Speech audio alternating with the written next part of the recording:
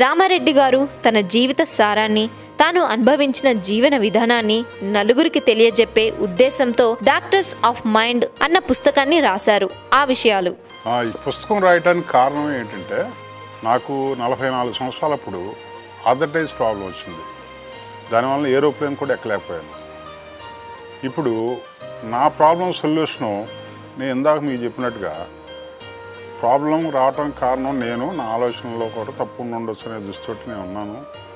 దానివల్ల డాక్టర్ దగ్గరికి కానీ హాస్పిటల్ పోవటం కానీ చేయకుండా అసలు జబ్బు రావడానికి కారణం ఏంటి, ఆర్థరైటిస్ ప్రాబ్లం అనేది రావడానికి కారణం ఏంటి, దాని గురించి నేనే తెలుసుకోవాలని దృష్టితోటి నేను సెర్చ్ చేస్తున్నప్పుడు, అంటే నేను ఎక్కడన్నా దానికి సంబంధించిన నాలెడ్జ్ దొరుకుతుందని చూసినప్పుడు సిద్ధ సమాజ్ యోగా అని ఒక కోర్సు ఒకటి పెట్టారు.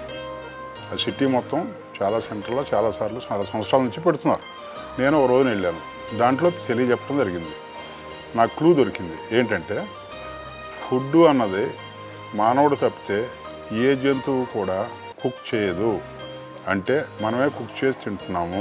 44 సంవత్సరాల నా టైం 1994లో నేను కుక్కుడు ఫుడ్ అంతా బంద్ చేసి రా ఫుడ్ తింటూ మొదలుపెట్టాను. వితిన్ 1 ఇయర్ నాకు ఆర్థరైటిస్ ప్రాబ్లం పోయింది, ఐసైట్ ప్రాబ్లం పోయింది, బాల్నెస్ పోయింది. అప్పటి నుంచి ఇప్పటి వరకు మళ్ళీ దాదాపు నాకు జబ్బు రాలేదు, ఫ్యూచర్లో కూడా జబ్బు రాదు.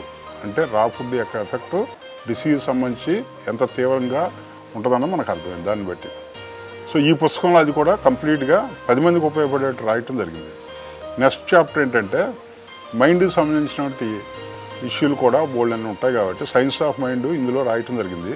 సైన్స్ ఆఫ్ మైండ్ అంటే మన ఆలోచనలు ఏంటి, మన ఆలోచనలు తీసుకునే డెసిషన్స్ ఏంటి, డెసిషన్ వల్ల మనకి ఫెయిల్యూర్ ఏంటి, ఫెయిల్యూర్ రావటంగా మన ఆలోచన తప్పు అని తెలుసుకోవటం, ఆ తప్పు అన్నట్టు మనం ఐడెంటిఫై చేసుకోవటం, దాన్ని సరి చేసుకుంటే ఆటోమేటిక్ సక్సెస్ వస్తుంది. కాబట్టి ఏది రైటు ఆలోచన అన్నది మొత్తం కూడా ఈ పుస్తకంలో మనకి ఇవ్వటం జరిగింది. నేటి తరానికి రామారెడ్డి గారిచ్చే సందేశం. మా తరానికిను ప్రస్తుతం తరానికి చూస్తే చాలా డిఫరెన్స్ కనపడుతుంది. మా తరంలో మా పేరెంట్స్ చదువు లేకపోయినా మేము చాలా రెస్పెక్ట్ ఇచ్చి వాళ్ళ ఆలోచనలు రెస్పెక్ట్ ఇస్తూ వాళ్ళతోటి మేము బోల్డ్ అంత నేర్చుకున్నది ఉంది. దానివల్ల మేము రూపుదిద్దులేను. ఒక రకంగా చెప్పాలంటే మా నాన్న ఆలోచన బట్టి నా ఆలోచన కూడా డెవలప్ అయ్యి ఎంటర్‌ప్రెన్యూర్‌షిప్లో నేను సక్సెస్ అవ్వడానికి ఉపయోగపడ్డది. నేను ఎప్పుడు మా తండ్రి వయసు వాళ్ళతోనే ఎక్కువగా డిస్కషన్ కమ్యూనికేట్ చేసుకుంటూ వాళ్ళ జీవితం గురించి, వాళ్ళ జీవిత ఆశయాల గురించి, వాళ్ళు ఏం మాట్లాడుతున్నారు, వాళ్ళ జీవితంలో ఉన్న అనుభవం ఏంటి, వ్యవసాయం కావచ్చు, వ్యవసాయంలో అనుభవం ఏంటి, ఇవన్నీ నేను తెలుసుకోవటం వల్ల వాళ్ళ దగ్గర నుంచి ఎక్కువగా నేను ఇన్ఫ్లుయెన్స్ చెందటం. కాబట్టి అది కాకుండా ప్రతి ఒక్కరి దగ్గర నుంచి మనం నేర్చుకునేది ఉంటుంది.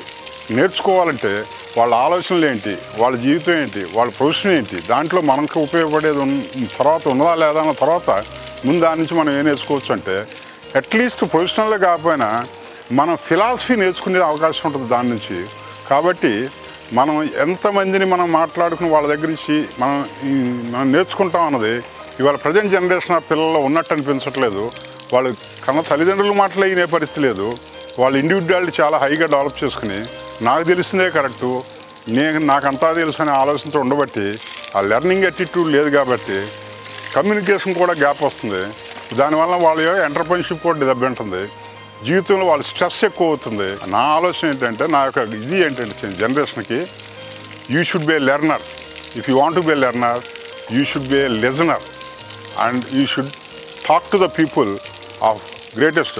Suppose you want to achieve certain position, already certain position achieve చేసిన వ్యక్తులు ఉంటారు, వాళ్ళ దగ్గరికి వెళ్ళండి, వాళ్ళతో మాట్లాడండి, వాళ్ళ యొక్క అనుభవాన్ని పంచుకోండి, వాళ్ళతో అనుభవాల నుంచి నేర్చుకున్న దానికి మీరు మారండి, మీరు కూడా ఈజీగా సాధించగలుగుతారు, మీకు సాటిస్ఫాక్షన్ అన్నది ఈజీగా వస్తుంది అనేది ఆలోచన. తన తరానికి రామారెడ్డి గారు చెప్పే మాట. మనకి జనరల్గా 60 సంవత్సరాలు దాటిన తర్వాత ముఖ్యంగా మనం ఇంపార్టెన్స్ ఇవ్వాల్సిన ఇష్యూ ఏంటంటే మన బాడీ హెల్త్ సంబంధించింది. మన జబ్బులు లేకుండా ఉండటానికి, జబ్బులు లేకుండా ఉండటం అన్నది ముఖ్యంగా చూసుకోకపోతే ఆటోమేటిక్గా ఏ పని చేయలేని పరిస్థితి మనం వస్తాం. కాబట్టి దానికి ముఖ్యంగా దానికి ఇంపార్టెన్స్ ఇవ్వాల్సిన అవసరం ఉంటుందని నేను అనుకుంటున్నాను.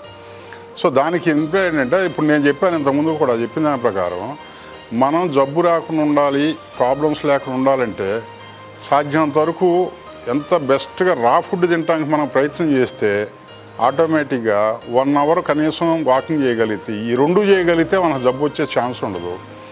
మనం ఎప్పుడైనా 60 ఇయర్స్ తర్వాత నేను 60 దాటినవి, నేను ఓల్డ్ కాదు అని అనుకోవాలంటే ముందు బాడీ హెల్త్ 100% పర్ఫెక్ట్గా ఉండాలంటే మనం రా ఫుడ్ మనం తీసుకోవాలని అనుకుంటున్నాను. డాక్టర్ జగ్గవరపు రామారెడ్డి గారు తనదైన ఆహారపు అలవాట్లతో మైండ్ సెట్తో సుఖమయ జీవితాన్ని గడుపుతున్నారు. ఇలాగే తన జీవితాన్ని కొనసాగించాలని TV7 మనసారా కోరుకుంటుంది.